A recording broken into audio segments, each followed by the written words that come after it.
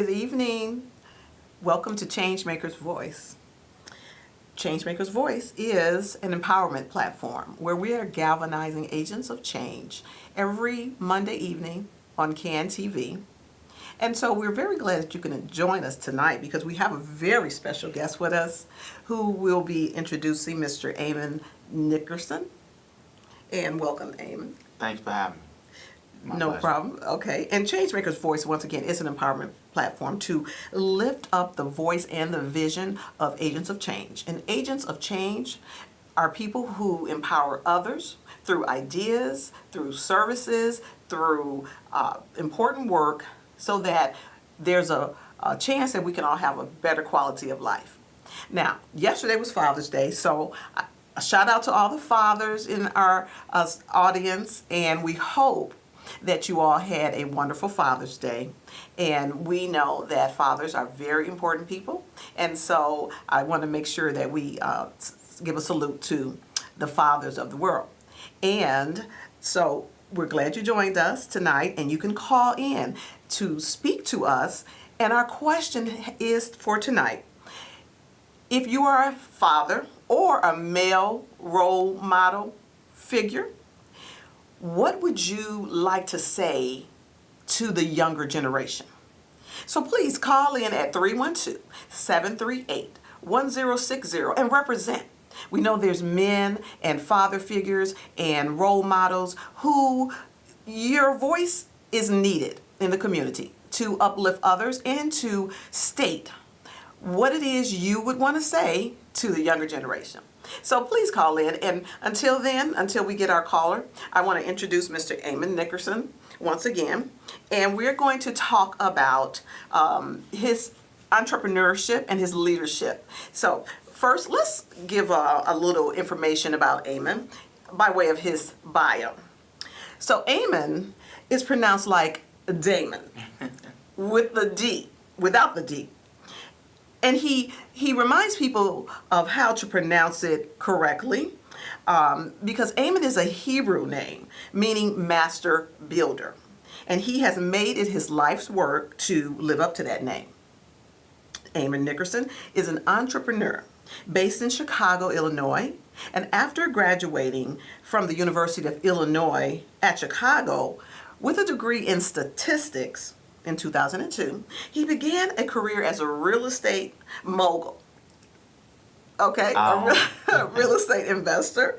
And in 2004, he became a successful partner in a 72-unit building development. When the real estate bubble hit, he, like many other investors, found that he suffered some great losses in that downturn of the real estate market. But as the saying goes, a diamond doesn't start out polished and shining, Amon says. He said a diamond was once nothing special, but with enough pressure and time, it becomes spectacular. And so Amon started his MBE financial group as being that diamond, where he was able to reinvent himself after the downturn in the market, and he became his first client on the road to recovery by way of credit restoration. Now, since 2010, MBE Financial Group has been a business credit and personal credit restoration firm.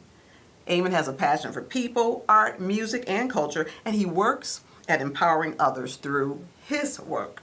So welcome again, Amon. Thank you. Thank you. Now, Amon, you are what we here at Changemaker's Voice calls an agent of change or a change maker. Tell us, Amon, what you believe to be the most important aspects regarding the subject of credit and credit repair that you can expound on in this episode of Changemaker's Voice. Sure. So the biggest, I think, component is actually just knowledge. So just being aware of your credit. A lot of times people don't check their credit, right? And they don't understand the resources that are there for them. So, for instance, you are available to get a free credit report once a year. Once a year. With annualcreditreport.com. And then you see a lot of different credit companies that have been popping up and so forth of just monitoring your credit, because at this time it's becoming more and more people are becoming more aware of their credit and so forth. But one of the things is knowing, from one company to the next, of what they're actually advertising. So for instance, your FICO score.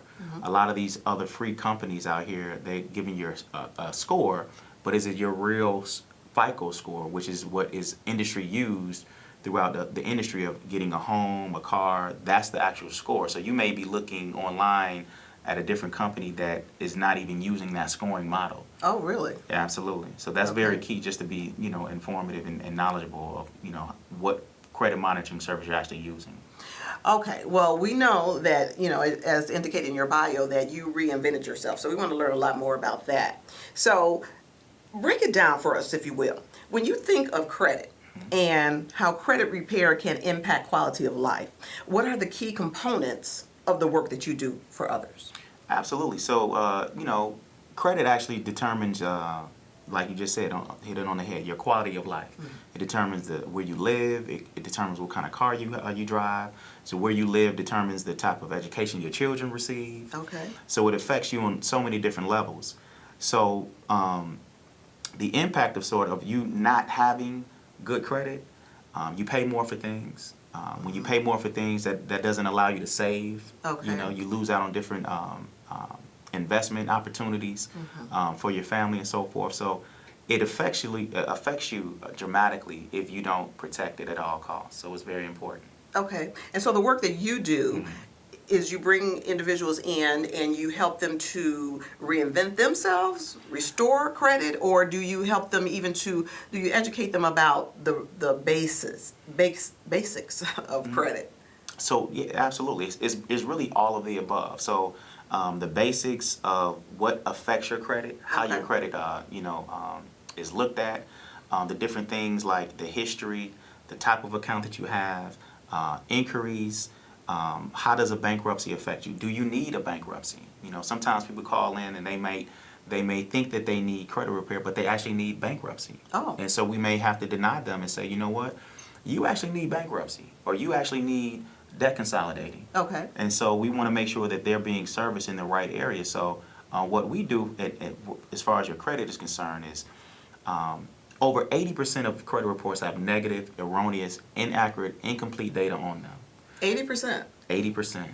Oh. So it could be something as simple as your name, not being spelled right or being different. And that 80% could be critical. It could be something like having a bankruptcy on there that's not yours. That's not really the individuals, and then your creditors think it's yours, and that denies you the house that you were trying to get, or the car, or that it changes your interest rate. So it can affect you dramatically.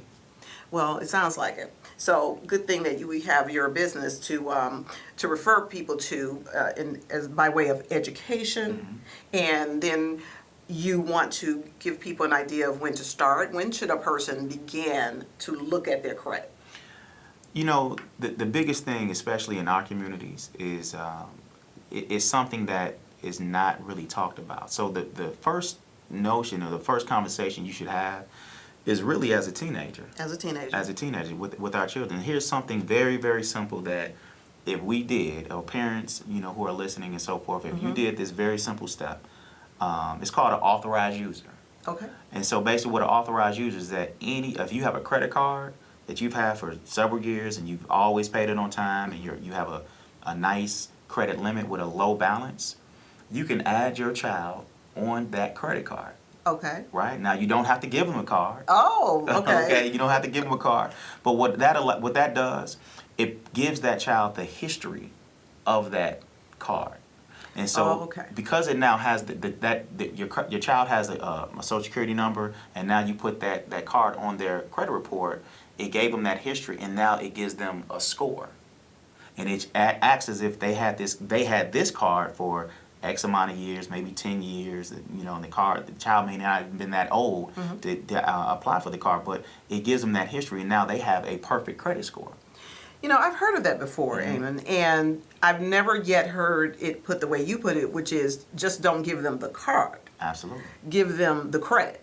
There you go. Yeah. Well, that's a great idea. Now, if you were an irresponsible parent though, and your credit was not good on that card, would that also transfer to the child? It would. So you obviously want to be smart about it. You don't want to put something that's negative on your child, and you'd be putting them behind the eight ball even further. But what you could do is a secure credit card. So you can start your child out with a secure credit card, and basically that is putting up a set dollar amount, and you get to borrow against that dollar amount. Oh, okay, a secure credit card is what they're called. Okay. Well, those are other things that parents need to know, and we as a community need to know of how to empower ourselves and create a better quality of life through our credit. And you know what? How that helps the parent out? Now, we just talked about how that helps the child out. Right. Because they get a credit score and so forth. Well, how that helps the parent out is that parents, now you don't have to go to the car lot and co-sign for the child. Oh, that's a plus. Now you don't have to go to, and co-sign on their first apartment. That's a bigger plus. Exactly. So because they actually now have a credit history and a credit score themselves. Simply by doing some proactive steps. Absolutely. So parents, there's hope. There is hope to not have to co-sign, because that can be an issue later on in life. Absolutely. So, Amon, let's ask you another question. But before we do, I want to let our audience know we are listening for your call. We certainly hope you do call in. And you can call in to discuss anything that Changemaker's Voice is speaking with Amon tonight, or you may call in to answer our question for tonight, our discussion question. If you are a father figure or a male role model, what would you like to say to the younger generation? What would be something you want the younger generation to hear that can empower them? Because they need to hear from people like role models, and we're focusing on fathers because yesterday was Father's Day.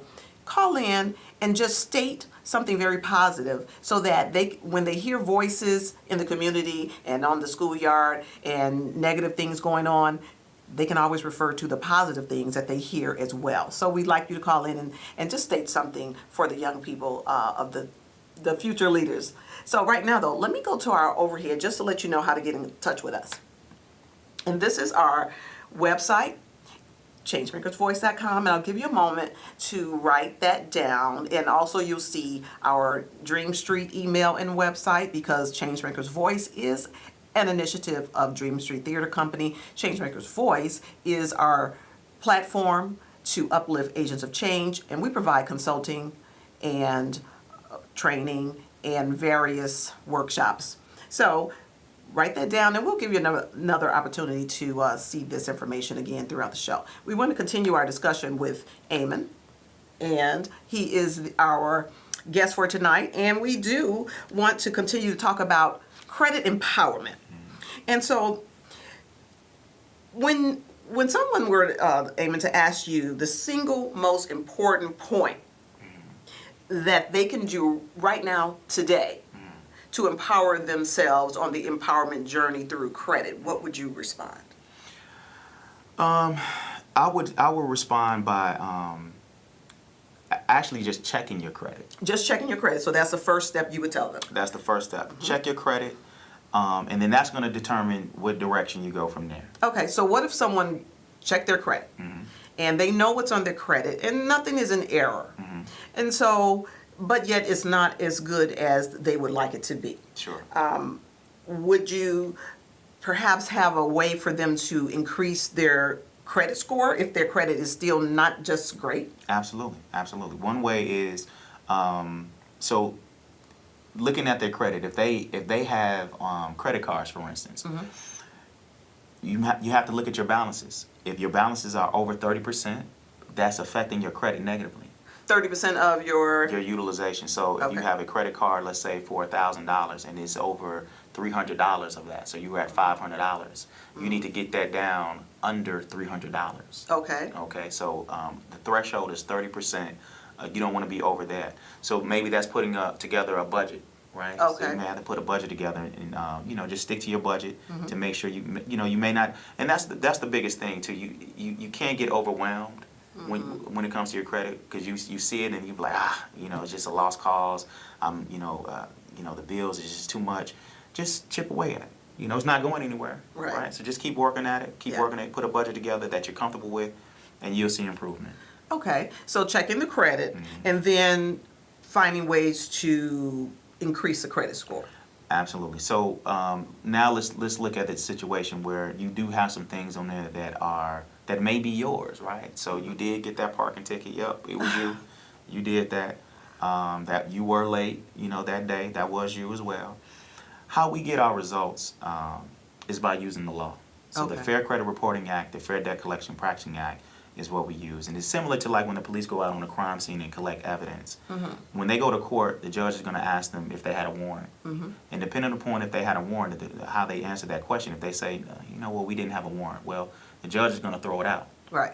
So it's the same principle with your credit. It's not necessarily were you late or did you really get this parking ticket and did it go to collections. It's more or less their reporting practices. So it's a process of validation using the law to say, okay, did you really have that warrant? Because it's a protocol, it's a system. They must do it this way in order to put it on your credit. And if they did not do that, then it has to come off.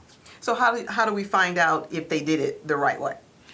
Well, that's where the secret sauce comes in. That's where my company is fantastic. Okay.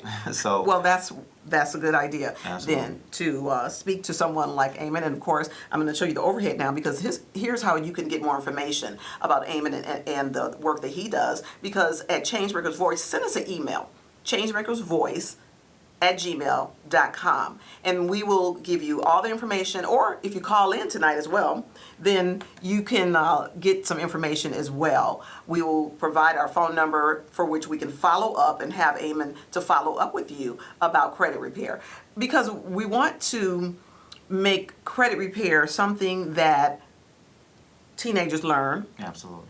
And that if we have now are adults and we still need to repair our credit, there's hope, right, Amon? Absolutely. Okay, so you reinvented yourself. I'm living proof. I was just about to say that. Absolutely. Well, take us there. Take us through a little bit of what you went through and how bad it was and what your first steps were to reinvent yourself. Right. So as you alluded to in my bio, when I graduated from college, I jumped head first into real estate. I bought my first house when I was 23. Okay. And from there, in a short 2-year time frame, I got to the point where I became a partner in a 72 townhome development. It was a $15 million project. Okay.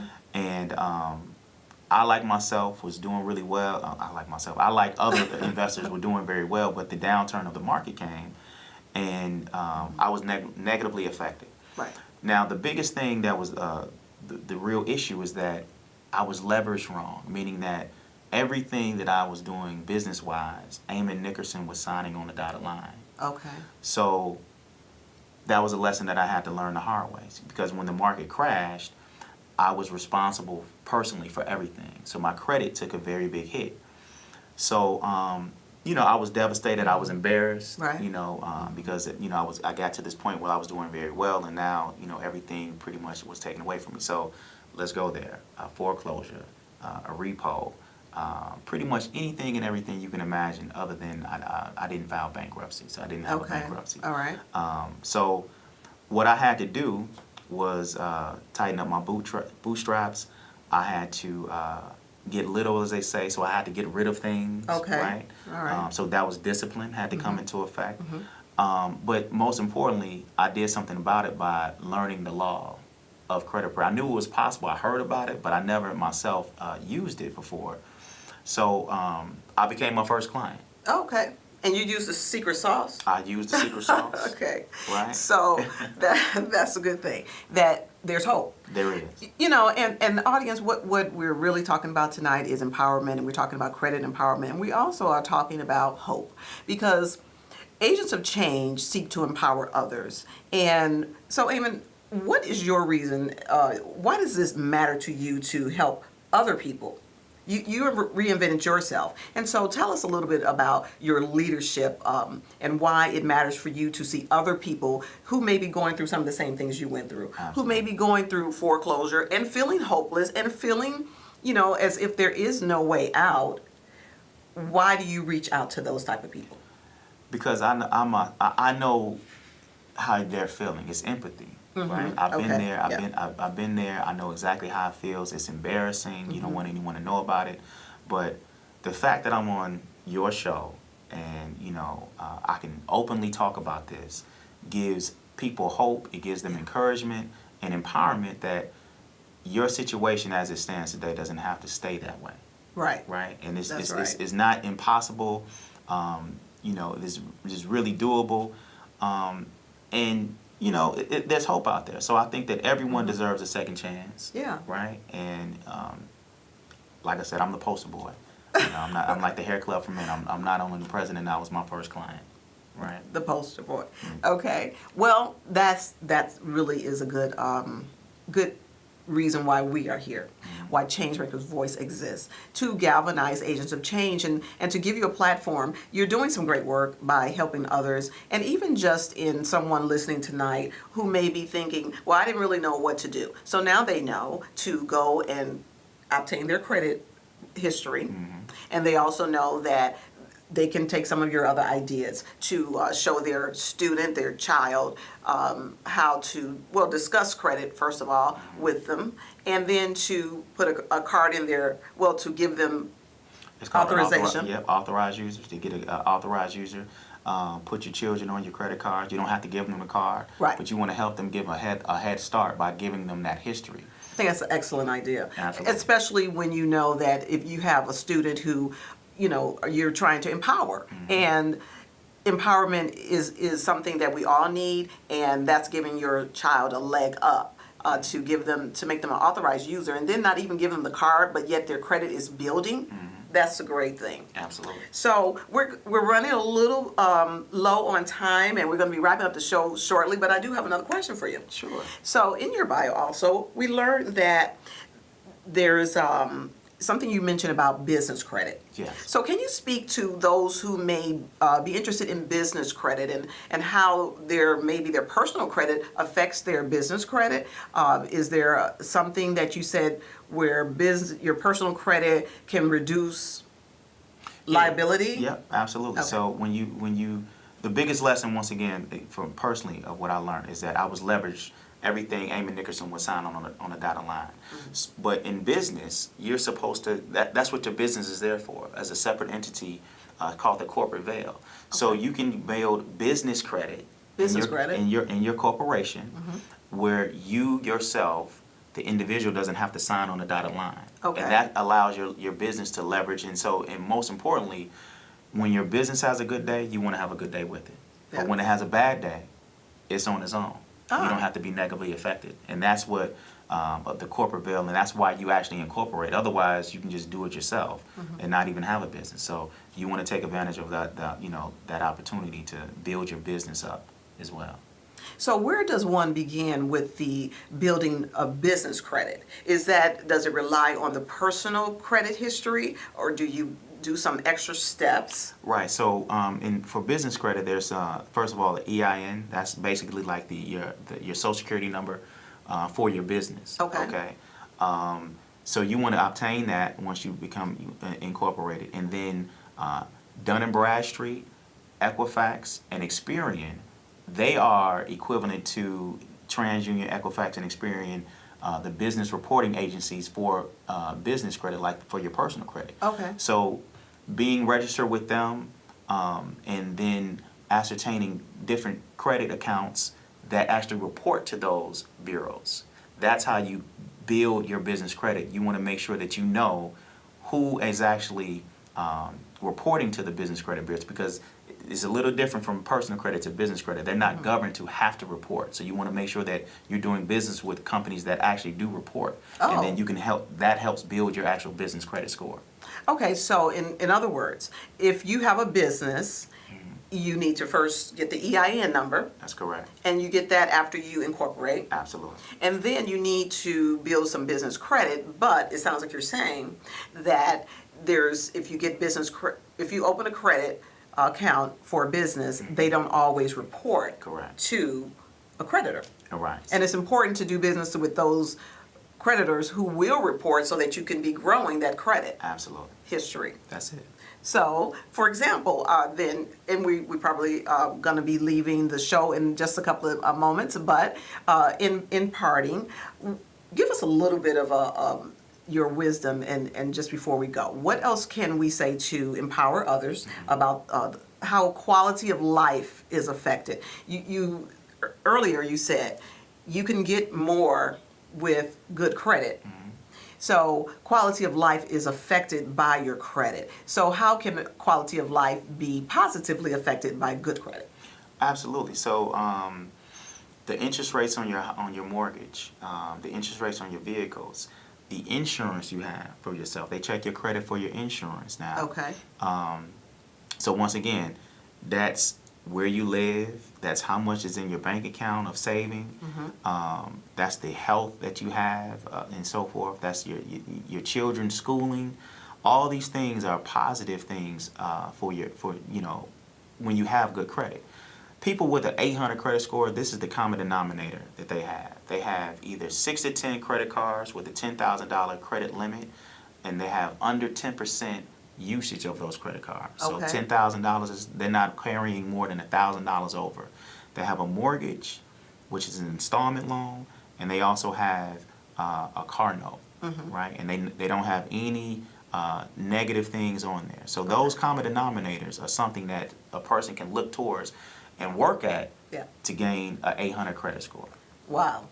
Well, I think we've learned so much tonight, and courtesy of Amon Nickerson, who is really not only an agent of change, but a businessman and an entrepreneur who can really help others have quality of life with credit empowerment. And so we are going to have to sign off for tonight. This is pretty much, we could go on forever about this, because when we're talking about hope, then we have a lot to say. And so we appreciate you listening tonight, and we will see you back here next Monday evening on Changemaker's Voice. Thank you for listening. Thank you for watching. Good night.